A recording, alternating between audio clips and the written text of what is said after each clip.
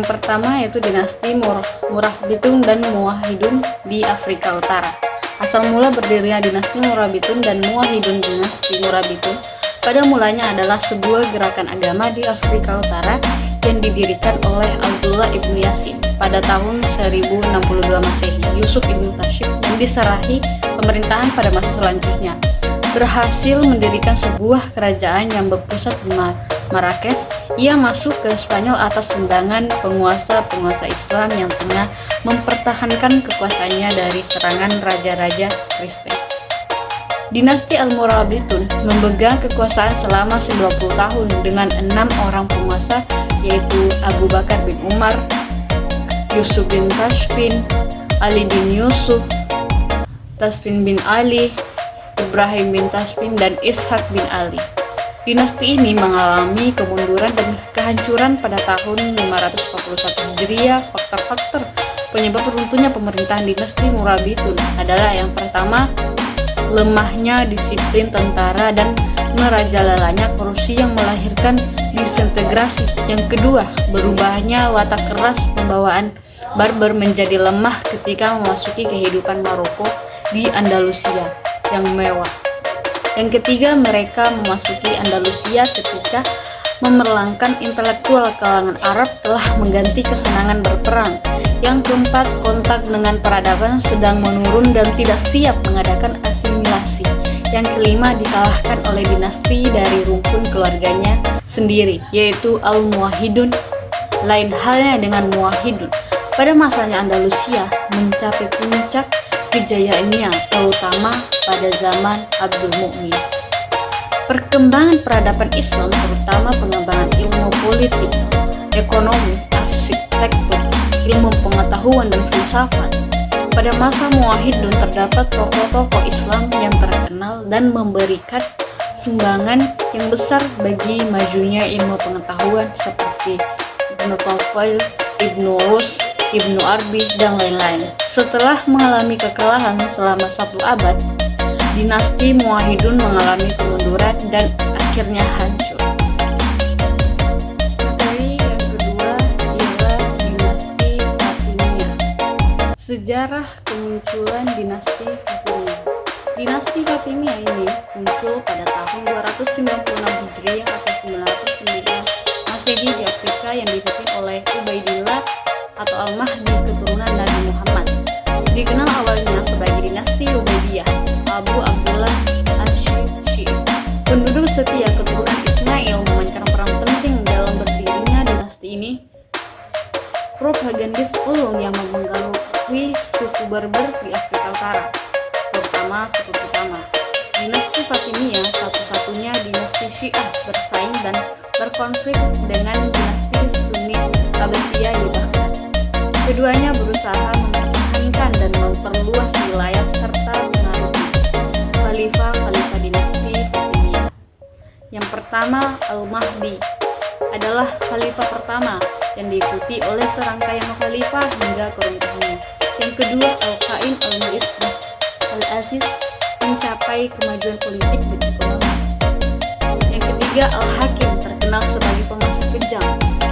Dinasti Fatimiyah mengalami 2 fase, yaitu konsolidasi dan parlementer. Perang saudara dan perpecahan politik terjadi memunculkan fraksi militer dan pembagian wilayah. Masa kemajuan dinasti Fatimiyah, yaitu peran filsafat dan pendidikan. Pengembangan filsafat Yunani, terutama oleh kelompok Ikhwanus Shafar, diintegrasikan dengan pemikiran Syiah. Yang kedua, pusat keilmuan Darul Hikam dibangun pada masa Al-Hakim, menyumbang pada masa kemajuan dan keilmuan dan perpustakaan. Kontribusi ekonomi dan pertanian. Dinasti Fatimiyah mencapai kemakmuran ekonomi, membangun pasar besar dan berbagai bangunan megah. Pertanian perkembangan dengan strategi pengairan dan peningkatan produksi di daerah sungai, kemunduran dan akhir dinasti Fatimiyah. Dinasti Fatimiyah mengalami kemunduran politik dan peperangan antara fraksi militer. Pada akhirnya, Ayyubiyah mengambil alih kekuasaan. Materi ketiga yaitu masa pemerintahan dinasti Bani Abbasiyah.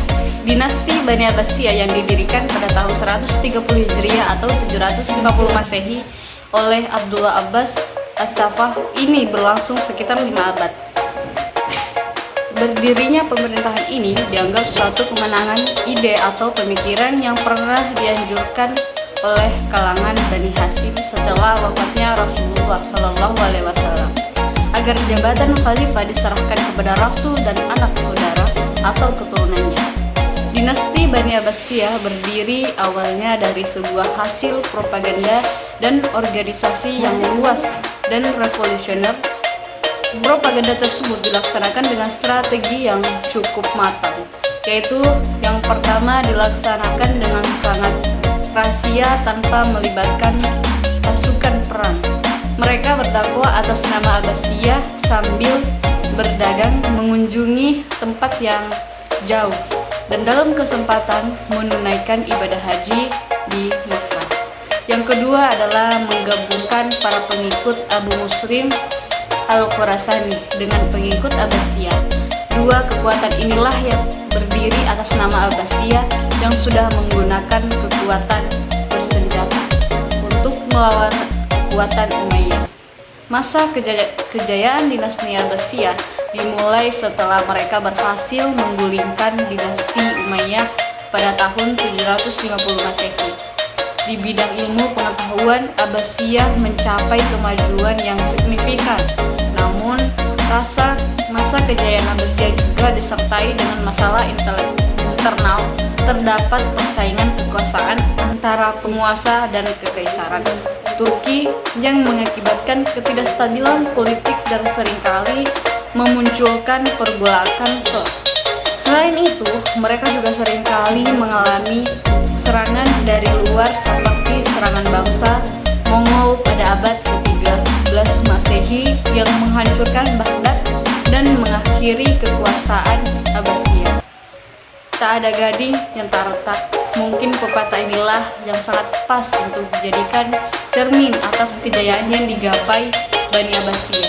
Meskipun Daulah Abbasiyah begitu bercahaya dalam menjulang kesuksesan dalam hampir segala bidang, namun akhirnya ia pun mulai menurun dan akhirnya runtuh. Terima kasih. Materi keempat, dinasti Mamluk. Mamluk berarti budak yang dibeli dan dididik untuk menjadi tentara dan pegawai pemerintahan. Mamluk berasal dari kelompok yang awalnya ditawan oleh dinasti Ayyubiyah, Syajar al-Dur dan Janda al-Malik al-Saleh, memainkan peran penting dalam membentuk kekuasaan Mamluk. Pembagian dinasti Mamluk dibagi menjadi dua periode, Mamluk Bahri dan Mamluk Burji. Mamluk Bahri berasal dari Kimchak, Mongol, dan Kurdi, sementara Mamluk Burji berasal dari etnik Syatus. Masa kemajuan. 1. Ekonomi. Mamluk membuka jalur perdagangan dengan Prancis dan Italia, memperluas rute yang sudah dirintis oleh dinasti Fatimiyah. Kairo sebagai pusat perdagangan antar Asia dan Eropa menjadi strategis terhubung dengan jalur Laut Merah, Laut Tengah, dan Eropa. Kemajuan ekonomi didukung oleh pertanian yang meningkat, jaringan transportasi, dan angkatan laut Mamluk yang tangguh. 2. Ilmu pengetahuan. Mesir menjadi tempat perlindungan bagi ilmuwan dan Baghdad setelah serangan Mongol. Kemajuan ilmu seperti sejarah, kedokteran, astronomi, matematika, dan ilmu agama. Pencapaian besar di bidang arsitektur dengan pembangunan sekolah, masjid, rumah sakit, museum, dan lainnya. Kemunduran dan keruntuhan. Kemunduran mulai terjadi saat transisi dari Mamluk Bahri dan Mamluk Burji pada 1308. Faktor internal seperti kepemimpinan yang lemah dan gaya hidup mewah sultan-sultan, korupsi merajalela, monopoli ekonomi, dan perilaku buruk mempercepat kemunduran. Faktor eksternal seperti kurangnya perhatian terhadap urusan luar membuat Mamluk rentan terhadap serangan musuh. Masa kejayaan. Sistem pemerintahan bersifat oligarki militer dengan kompetisi antar abid untuk menjadi sultan. Kemajuan terjadi dalam bidang militer di mana keberanian, kemurahan hati, dan keterampilan taktik perang berkuda ditekankan. Korupsi buku mengenai ilmu militer berkembang pesat pada masa dinasti Al-Mamluk. Kemajuannya kekuatan militer diorganisasi pada masa Sultan Orkan. Kemajuan dalam bidang kebudayaan pada abad ke-16 sampai 17. Puncak kegemilangan saat menaklukkan Konstantinopel pada 1453 Masehi. Kemundurannya faktor internal, luas wilayah, buruknya sistem pemerintahan, ketidaksesuaian agama. Faktor eksternal, gerakan nasionalisme, melemahnya militer. Oke, sekian. Materi kelima, Kerajaan Utsmani. 1. Kerajaan Utsmani. Sejarah berdirinya yaitu dibentuk oleh bangsa Turki Oghuz yang dipimpin Ertugrul. Ertugrul mengabdikan diri kepada Sultan Saljuk Rum, berperang melawan Bizantium.